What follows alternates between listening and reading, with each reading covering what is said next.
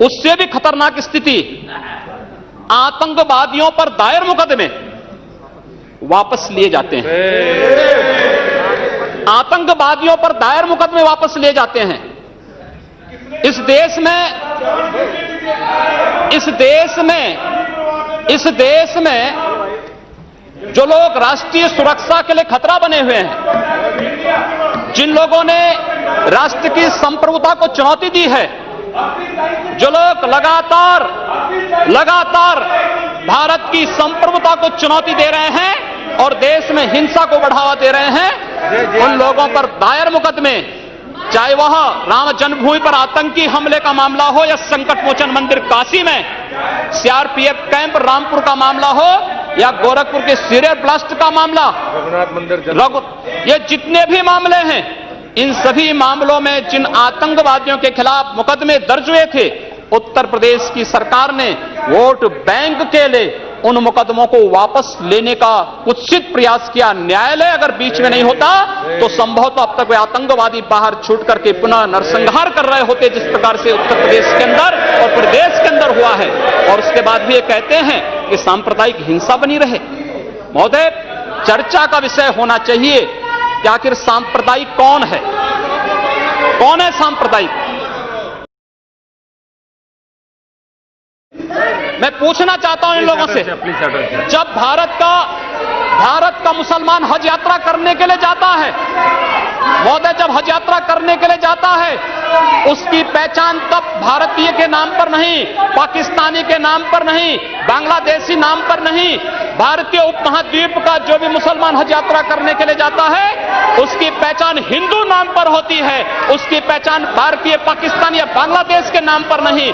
लेकिन अगर उसी हिंदू पहचान को हम इनके ऊपर यहां पर लागू करने का प्रयास करते हैं, इनको बुरा लगता है।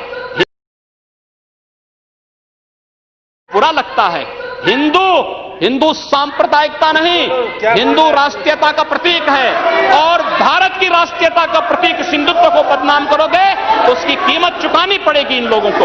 और इसलिए महोदय, मैं आप सबके आपके माध्यम से एक बार कहना चाहता हूं, महोदय, एक बार गुरुदेव रविंद्रनाथ टैगोर ने कहा था, गुरुदेव रविंद्रनाथ टैगोर ने एक बात कही थी।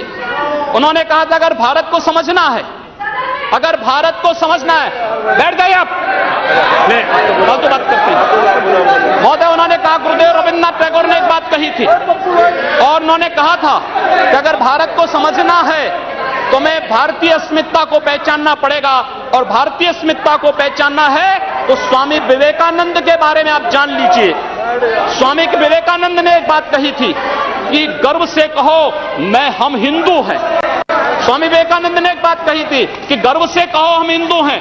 स्वामी विवेकानंद तो सांप्रदायिक नहीं थे, स्वामी विवेकानंद तो किसी पार्टी के नहीं थे।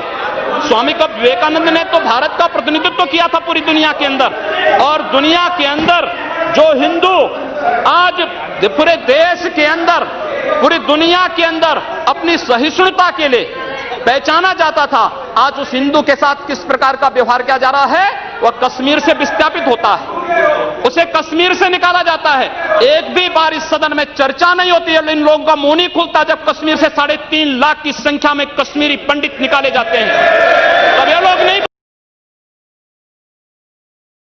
में इस देश के अंदर जिन सिख गुरुओं का योगदान इस देश को बचाने और इस देश की धर्म और संस्कृति, इस देश के समाज को बचाने में बहुत महत्वपूर्ण थी, उन सिखों के कत्लेआम पर भी इनको शर्म महसूस नहीं होती है। और आज लोग इस देश के अंदर बात करते हैं सांप्रदायिक सौहार्द की, इनका पूरा चेहरा सांप्रदायिक हिंसा से रंगा हुआ है, सांप्रदायिक एजेंडे से रंगा हुआ है। और इसीलिए बंधुओं, महोदय, इस देश के अंदर असम में क्या हो रहा है, बांग्लादेशी घुसपैठिए इन लोगों के अपने हो गए, और इस देश में लाखों वर्षों से रहने वाला समुदाय पराया हो गया।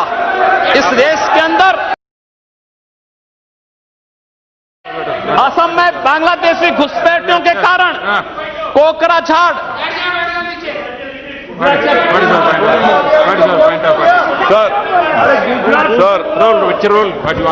Under Rule 376, sir, the honorable member, while giving statement in his speech, he mentioned about communal rights. I request you that 2011 he has given a figure. Those are wrong figures. No, He has completely forgotten 10 to 2013. No. My question was there, sir. You cannot give wrong figures. Gujarat was the highest number followed by Madhya Pradesh. I have my question over here. Answer. I request you to check the record. Please. Sir, Please take it. Please. Say. No. Please. See, unmute my leg. Say, on my leg, please. See, the member is speaking and giving some figures. You are disputing that figures. No. In your speech you can say. There is no ruling. There is not out of. During your speech you can speak. You reply that. During your speech you can counter it. Not.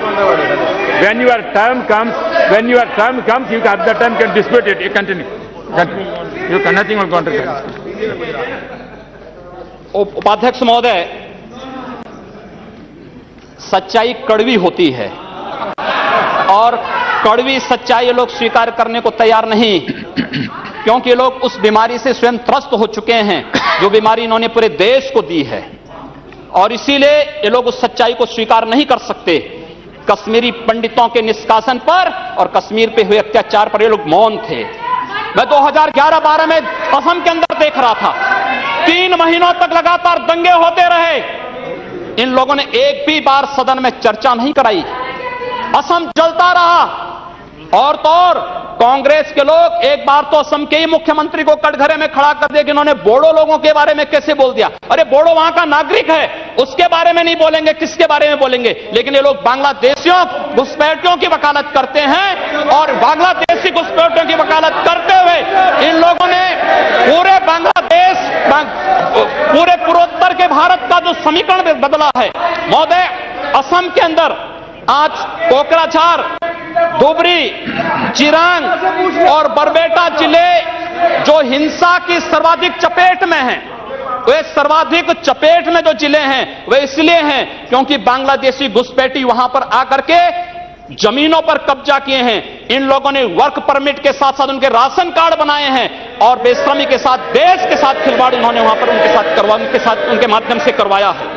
महोदय, और तो और हम किसी और बात में नहीं जाना चाहते हैं। मैं पूछना चाहता हूं कांग्रेस से और कम्युनिस्टों से भी, कोयंबटूर और बेंगलुरु धमाकों का जो अभियुक्त है, उस दुर्दांत आतंकवादी के लिए विधानसभा का सत्र, स्पेशल सत्र बुलाया जाता है।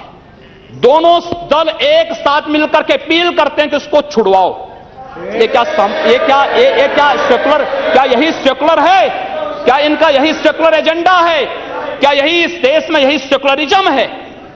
और इस देश के अंदर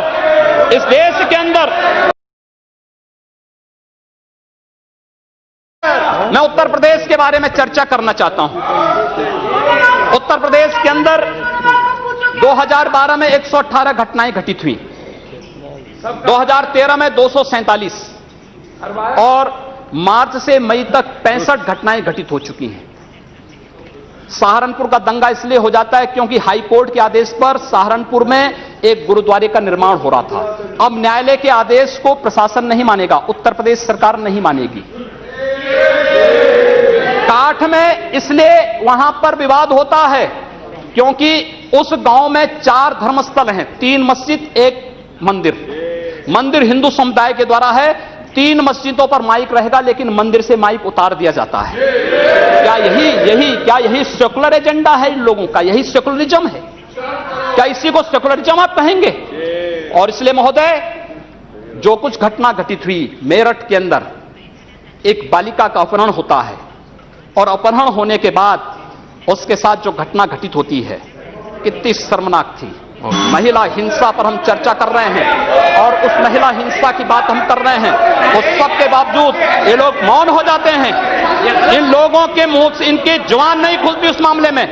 न्याय का तराजू तभी चलेगा जब इस देश के अंदर समान रूप से कानून सबके लिए समान रूप से लागू होगा।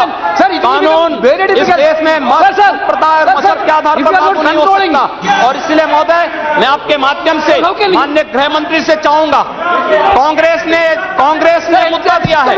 अच्छा होगा पूरे देश के अंदर और उत्तर प्रदेश के अंदर जो एक घटनाएं घटित हुई हैं, इनकी एसआईटी जांच करा दी जाए। किसी सिटिंग जज से, किसी सुप्रीम कोर्ट के सिटिंग जज से इन सांप्रदायिक दंगों की जांच करवाने के साथ साथ और राष्ट्रीय तत्वों से किनके संबंध हैं, इसकी भी जांच करा दी जाए। दूध का दूध, पानी का पानी सबके सामने आ जाएगा। यही मांग करते हुए मैं अनुरोध करना चाहूंगा कि लोग सांप्रदायिक एजेंडे के साथ देश के सामने आए हैं और लोग देश के खिलाफ इनके